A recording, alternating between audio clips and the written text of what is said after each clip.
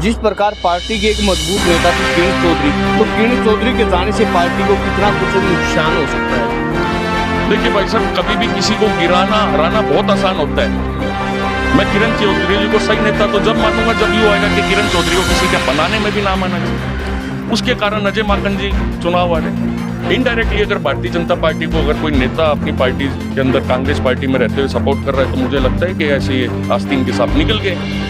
छत्तीस बिरादरी का वर्ग भी अगर क्षत्रिय समाज में से किसी को सही आदमी को टिकट मिलती है तो उसका साथ देने के लिए तैयार है। मंजीत चौहान के साथ में इस टाइम फिलहाल आप लाइव जुड़ रहे हो भिवानी तय, और उसी के साथ में भाई अभिजीत लाल सिंह जी हमारे साथ में मौजूद है। और खास आपने देखा होगा भाई हरियाणा के अंदर विधानसभा चुनाव को लेकर सरगर्मियां जो है तेज हो चुकी है। नमस्कार भाई साहब जी। और कैसे हो? बिल्कुल बढ़िया भाई साहब। फिलहाल जो है पार्टी में आप देखा हाँ तो क्या कुछ चल रहा है लगातार देखा हाँ भाई कांग्रेस पार्टी में उथल पुथल जो है जारी है।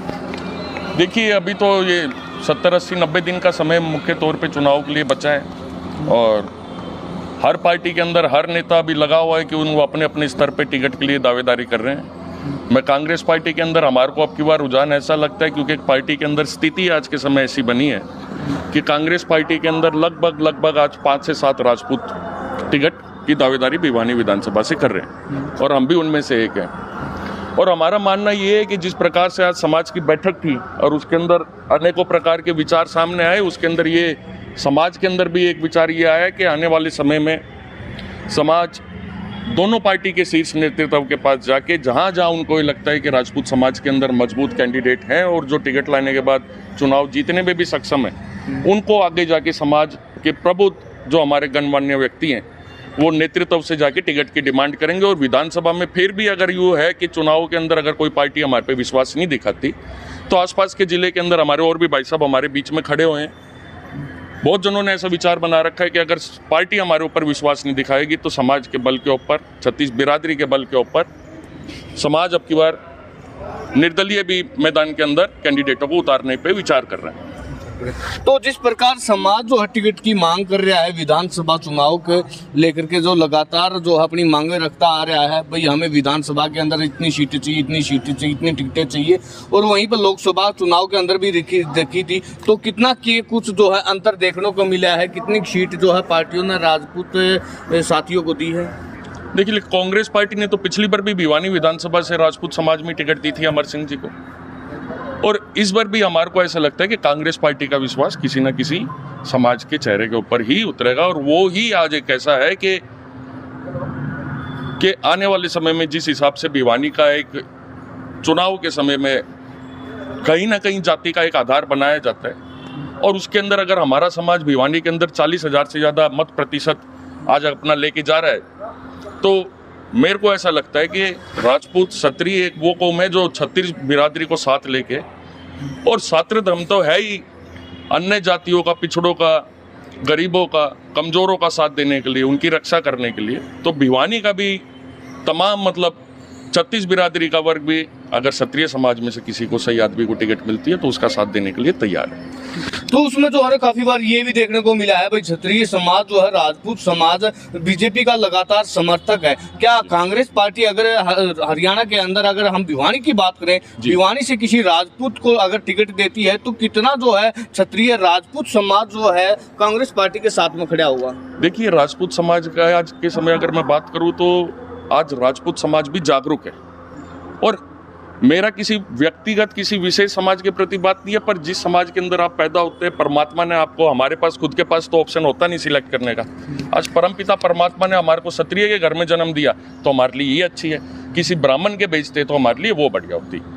पर बात आज इस समय की इस चीज़ की आ रही है कि हमारा समाज कितना साथ देगा आने वाले समय में कोई राष्ट्रीय पार्टी टिकट देती है। तो मेरा आपके चैनल के माध्यम से कहने का यही मैं आपको विश्वास दिलाना चाहूँगा कि आज के समय में